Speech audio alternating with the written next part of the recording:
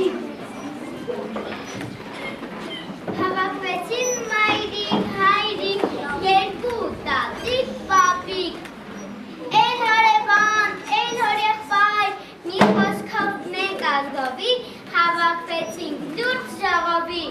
Վաղն է եկել դպրոց տանելու, բայց որ ընտրել, որ դպրոց տանել։ Պապիկս թե դպրոց պետք է ավատական լինի, որ թորնիկս հայցիկ դաստիարակվի։ Տատիկս թե դպրոցը պետք է մաքուր լինի, որ թորնիկս սիրով հաճախի։ Հայրիկս թե դպրոցը պետք է կապու կանոնով լինի, որ երեխաները